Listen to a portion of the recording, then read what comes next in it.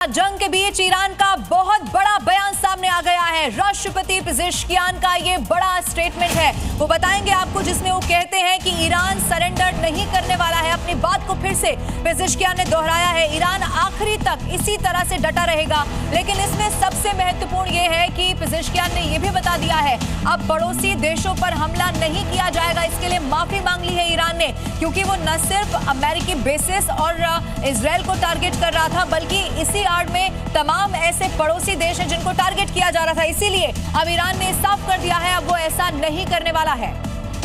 तो ईरान के राष्ट्रपति ने अपनी बात को एक बार फिर से दोहरा दिया है, सरेंडर ईरान नहीं करने वाला है। क्या इसके माने, आइए रखते हैं आपके सामने। ईरानी राष्ट्रपति ने डोनाल्ड ट्रंप को यहां सीधे सीधे ललकार दिया है और देखिए, अमेरिका के आगे सरेंडर ईरान नहीं करने वाला। इसी बात को फिर से उन्होंने दोहराया, ट्रंप का सपना मरते दम तक पूरा नहीं होने वाला है। सरेंडर की मांग ट्रंप अपनी कब्र में लेकर चले जाएं, राष्ट्रपति की तरफ से कहा गया। पड़ोसी देशों पर हमला नहीं करेगा ईरान, ईरानी सेना नहीं ये हमला करेगी। ये बहुत बड़ी जानकारी इस स्टेटमेंट के जरिए आ गई है। देखिए, पड़ोसी देशों की जमीन से हमले पर जवाब जरूर दिया जाएगा। अगर उन तमाम इलाकों का इस्तेमाल यूएस या फिर इजराइल करता है तो फिर जवाब दिया जाएगा, ये साफ हो चुका है।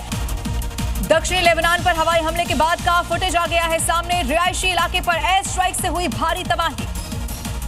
ईरान के बंदर अब्बास नेवल बेस पर हवाई अटैक किया गया, आसमान में उड़ता हुआ दिखाई दिया धुएं का गुबार। ईरान ने डूम्सडे बैलिस्टिक मिसाइल से हमले का बड़ा दावा किया। अमेरिका और इजराइल के ठिकानों को किया गया टारगेट। जॉर्डन के आसमान में दिखे अमेरिकी और इजरायली फाइटर जेट ईरान की ओर जाते हुए दिखाई दिए हैं ये लड़ाकू विमान। इराक के कई इलाकों में अमेरिकी और इजरायली सेना के हमले हैं जारी। यहां बसरा में ऑयल कंपनी को टारगेट किया गया, उसके बाद भीषण आग लगती हुई नजर आई। ईरान पर अब तक का सबसे बड़ा हमला कर सकता है अमेरिका। अमेरिका ने यूके में उतारे अपने B-1 बॉम्बर। ट्रंप ने ईरान को बिना किसी शर्त सरेंडर करने को कहा। ईरान के राष्ट्रपति मसूद पेजेश्कियान ने पड़ोसी देशों पर हमलों के लिए माफी मांग ली है। कहा, ईरान पड़ोसी देशों पर अब हमला नहीं करेगा। इजराइल यूएस हमलों पर ईरान के राजदूत मोहम्मद फतलही का बयान आ गया है सामने। ईरान के लोग इस रास्ते पर हम या तो जीत हासिल करेंगे या फिर शहादत तक पहुंचेंगे। हमारे लिए दोनों ही सम्मान और खुशी की बात। ईरान ने मिडिल ईस्ट में अमेरिकी ठिकानों पर ड्रोन से कर दिया है अटैक। इजरायली सेना के ठिकानों पर भी बड़ा हमला किया गया। ईरान से युद्ध के बीच अमेरिकी राष्ट्रपति ट्रंप का पोस्ट लिखा, डिफेंस मैन्युफैक्चरिंग कंपनियों के साथ बड़ी बैठक की है, 4 गुना होगा हथियारों का प्रोडक्शन। ईरान हमलों को लेकर यूएस आर्मी का बड़ा बयान, हम धीमे नहीं पड़ रहे हैं। यूएस आर्मी ने ऑपरेशन एपिक फ्यूरी के पहले हफ्ते में 3000 से ज्यादा टारगेट पर अटैक किया। अमेरिका ने इजराइल को 1000 पाउंड के 12000 हवाई बमों की बिक्री कर दी है। अमेरिकी विदेश विभाग ने इसकी पुष्टि की। इराक के बसरा में आसमान में दिखे फाइटर प्लेन, ये फाइटर प्लेन खाड़ी की ओर जाते हुए नजर आए हैं। इधर इराक पर ईरान ने कर दिया है एक बार फिर से बहुत बड़ा अटैक, जहां यूएस सैन्य बेस को निशाना बनाया गया है। यहां बलाद एयरबेस भी टारगेट हुआ। एयर डिफेंस सिस्टम एक्टिव हो चुका है।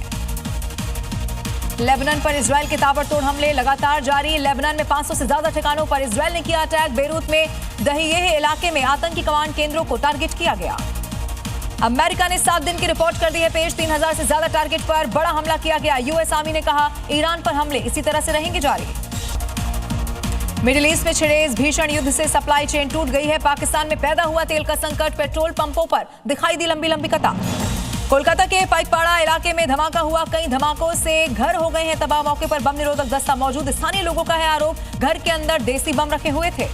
पत्रकार रामचंद्र छत्रपति हत्या के मामले में डेरा प्रमुख को मिल गई है बड़ी राहत। राम रहीम को हाईकोर्ट ने आरोप मुक्त कर दिया है। पंजाब हरियाणा हाईकोर्ट ने 2019 की सजा को रद्द किया। उत्तर प्रदेश के डिप्टी सीएम केशव प्रसाद मौर्य के हेलीकॉप्टर की इमरजेंसी लैंडिंग करानी पड़ी। कौशाम्बी जाने वाले थे केशव प्रसाद मौर्य, हेलीकॉप्टर में धुआं भरने से लखनऊ में हुई ये लैंडिंग। मिडिल ईस्ट में जंग के बीच भारत में महंगाई की मार देखने को मिल रही है। 60 रुपए बढ़े घरेलू एलपीजी सिलेंडर के दाम, कमर्शियल सिलेंडर 115 रुपए हो गया है महंगा। हरिद्वार में सीएम पुष्कर सिंह धामी ने कई योजनाओं की रखी है आधारशिला। सीएम धामी के अलावा गृह मंत्री अमित शाह भी इस कार्यक्रम में रहे मौजूद। पश्चिम बंगाल के बीरभूम में बीजेपी की परिवर्तन यात्रा के दौरान जबरदस्त बवाल हुआ। बीजेपी और टीएमसी कार्यकर्ताओं में मामूली कहासुनी के बाद मारपीट और जमकर हो गई तोड़फोड़। स्वामी अभी मुक्तेश्वरानंद की गौ प्रतिष्ठा धर्म युद्ध यात्रा का हो चुका है आगाज। कई स्थानों पर जनसभाएं होंगी। गाय को राज्य माता का दर्जा देने की होगी मांग। और नेपाल में पूर्व मेयर और रैपर बालेन शाह की पार्टी आरएसपी की बड़ी जीत हो गई है। समर्थकों का दिखाई दिया जश्न, प्रचंड और ओली को यहां मात दी गई।